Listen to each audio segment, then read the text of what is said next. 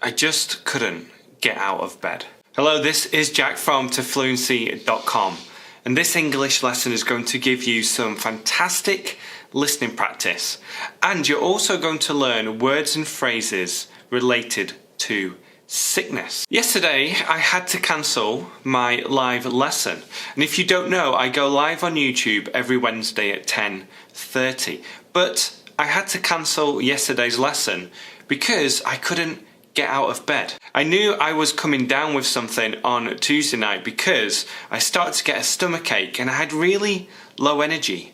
And normally I'm full of energy, and when I start to get low energy, I know something is going to happen. And then on Wednesday, I woke up with a fever. I knew I was sick. I tried to get up, but I felt really weak. My legs felt weak. I had a headache. I had a sore back, and I just felt really hot and sick. You know that feeling when you're just sick and you know you're sick. So I cancelled the lesson and I just thought, okay, I have to get better. What's really surprising is that today I feel great. In fact, I had a nap in the afternoon. I woke up really sweaty. I was wet through. I was so sweaty. But I felt so much better. I had about 2 or 3 hours after taking some painkillers, and I just felt so much better.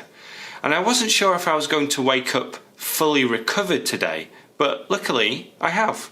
I'm still a little bit warm, but generally I feel great and I've got lots of energy. But while I was in bed yesterday, it reminded me of the time that I got typhoid. That's right, I got typhoid. Probably in Colombia, but maybe in Ecuador. Now, I had just spent about 10 days in Colombia. I went back to the hostel, the language school where I was staying, and within about a day or two, I just started to feel terrible. I remember it was a Wednesday. It was a Wednesday evening and we were watching a film, and I just started to feel ill. I just started to feel sick. So it was about 7:30 and I said, I have to go to bed, I just feel terrible. I went to bed, and then for the next 48 hours, I stayed in bed, or I was sick, or I had a little bit of water, and I had other symptoms as well. But I just felt terrible. I felt awful and I couldn't get out of that bed for about 48 hours. So then I talked to the hostel owner and I said, listen, I need help. I don't know what's wrong with me. You know, my friends didn't know where I was. They thought I had left the hostel because I was in my room all this time. But I needed help, so I went to the hospital. We found a doctor who could speak really good English because my Spanish at that time was terrible. And she ran some tests. She did some tests and she said, okay, we're not 100% certain, but I'm very positive that you have typhoid. It's important to know that before my trip, I had some shots, I had some vaccines. But apparently, as a doctor explained, they don't give you 100% coverage.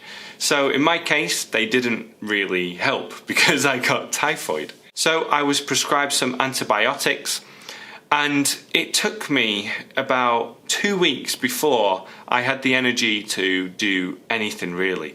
I just stayed in the hostel. I Skyped my then girlfriend, who is now my wife, and in a strange way, me getting typhoid is one of the big reasons why we are still together, because it meant that I wasn't traveling on my own doing other things. We had just met in the language school in that hostel a few weeks earlier, and because I was so sick, she was concerned, which meant that we talked on Skype, which meant that we kept our relationship going. But anyway, I lost so much weight during this time, and a friend came to visit me in Peru. So about 2 to 3 weeks after getting typhoid and after recovering, I went to Peru, but I had lost so much weight and I was so hungry. I remember ordering just plain pasta, huge bowls of pasta, and eating the entire bowl, and then getting something else and then something else. So I ate so much during the 2 or 3 weeks in Peru. And then after that time, I actually went back to visit Kate in Athens, Georgia, where she was at the time. And she didn't recognize me.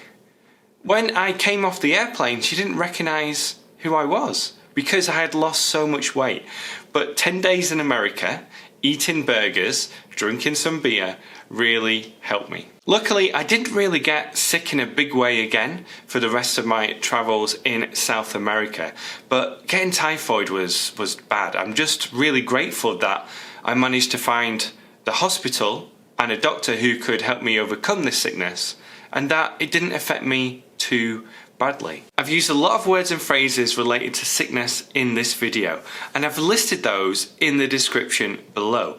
I'll also list some of the grammar that I use in this video too, because I talked about the past a lot. So there'll be some past tenses and some present tenses in there. If you have enjoyed this video, then please give it a thumbs up and share it with your friends. Share this on Facebook, on Twitter, on any network that you use. Thank you for being here. If you're new, subscribe. See you in the next lesson. Bye for now.